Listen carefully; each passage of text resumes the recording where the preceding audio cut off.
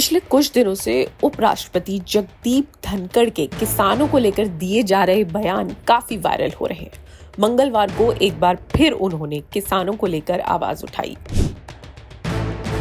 और सिर्फ इतना ही नहीं, केंद्र सरकार पर सीधे सवाल भी खड़े किए।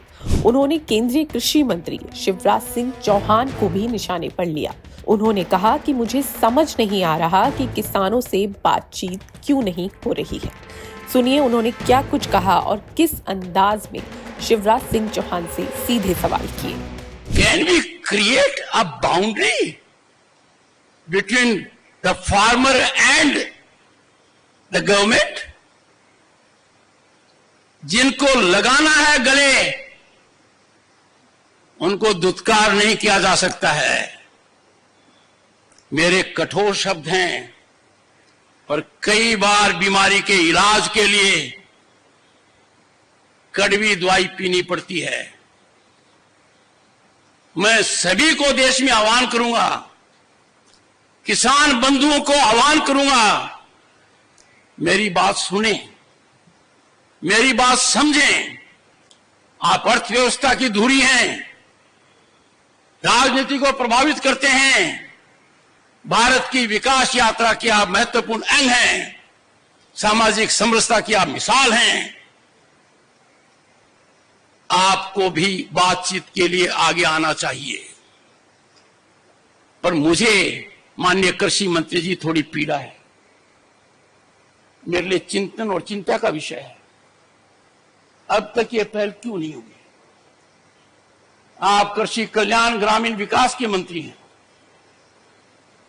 मुझे याद आती है सरदार पटेल की, उनका जो उत्तरदायित्व था देश में एकता करने का, कैसे उन्होंने बेखूबी किया। ऐसी चुनौती आज आपके सामने है, इसको भारत की एकता से कम मत मानिए। और यह आकलन बहुत सीमित है, संकीर्ण है कि किसान आंदोलन का मतलब सिर्फ उतना है जो लोग सड़क पर हैं। नहीं, किसान का बेटा आज अधिकारी है, किसान का बेटा सरकारी कर्मचारी है। अरे इस देश के अंदर लाल बहादुर शास्त्री जी ने क्यों कहा जय जवान जय किसान? उस जय किसान के साथ हमारा रवैया वैसा ही होना चाहिए तो लाल बहादुर शास्त्री की कल्पना थी। और उसके अंदर क्या जोड़ा गया? माननीय अटल बिहारी वाजपेयी ने जय जवान जय किसान जय अनुसंधान, और वर्तमान प्रधानमंत्री जी ने दूरदर्शिता दिखाते हुए इसको पराकाष्ठा पर ले गए।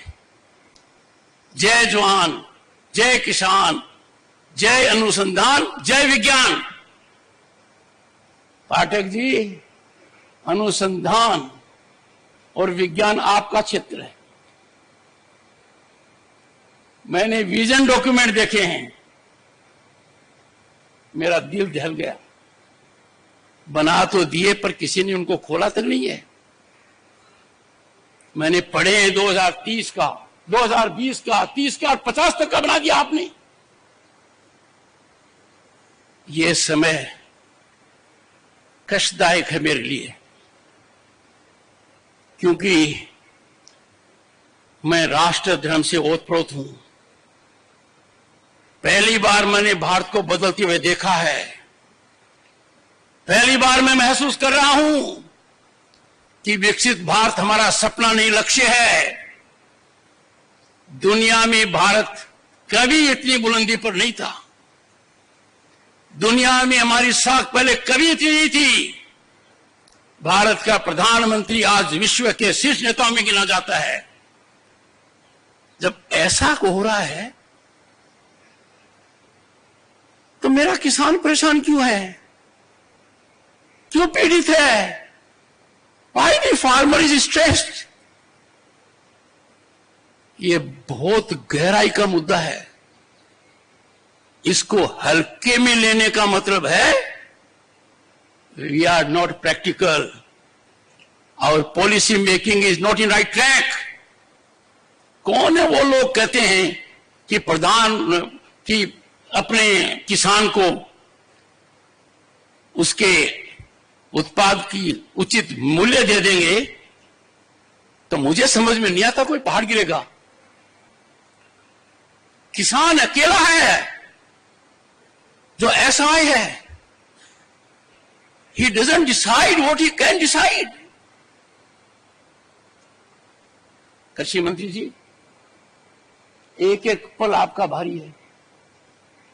मेरे आपसे आग्रह है और भारत के संविधान के तहत दूसरे पद पर विराजमान व्यक्ति आपसे अनुरोध कर रहा है कि कृपया करके मुझे बताइए, क्या किसान से वादा किया गया था, और वादा किया गया वादा क्यों नहीं निभाया गया, और वादा निभाने के लिए हम क्या कर रहे हैं।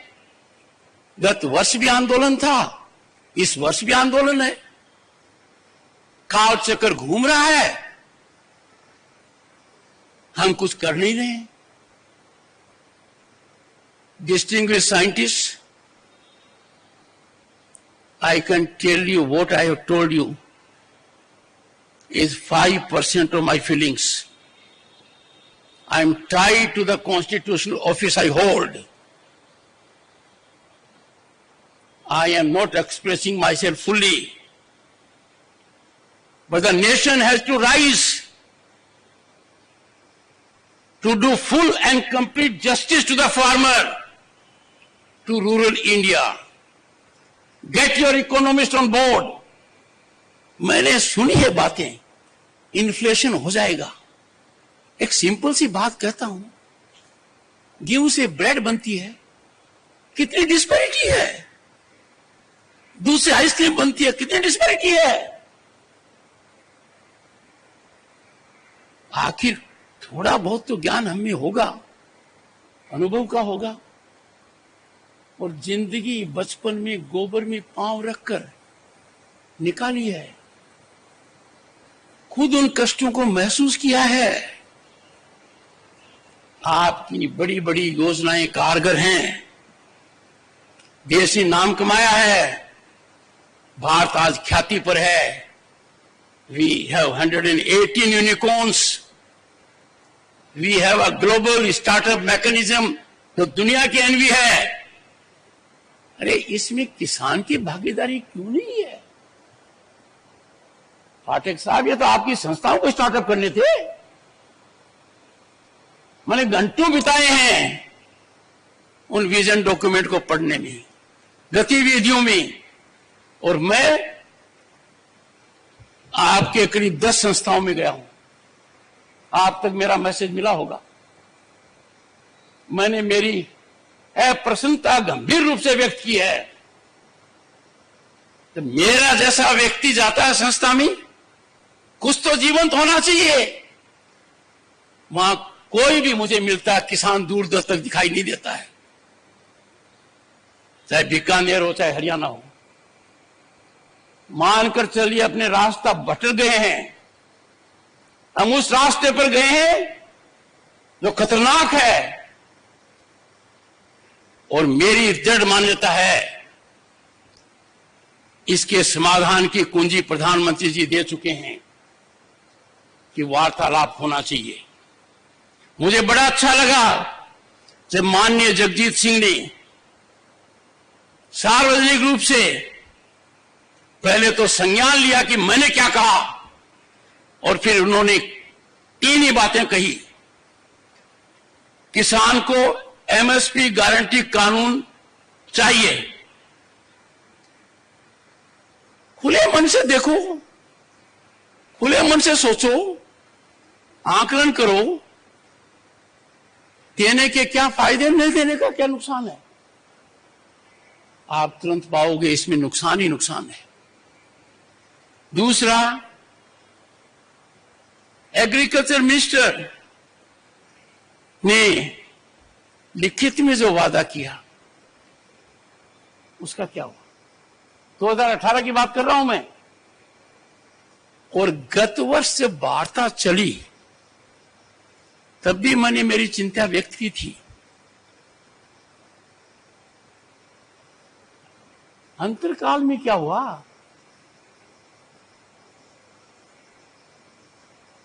किसान हमारे शरीर का अंग है,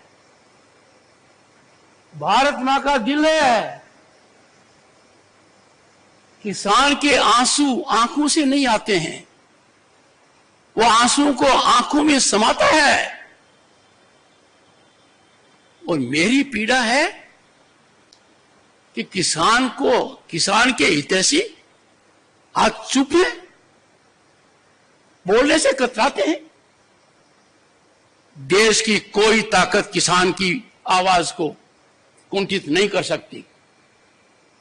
A nation will pay a huge price if we try the patience of the farmer.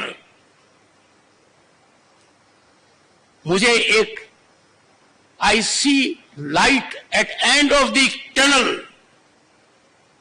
कि माननीय कृषि मंत्री जी ये महारत हासिल करेंगे। इनका उत्तरदायित्व है,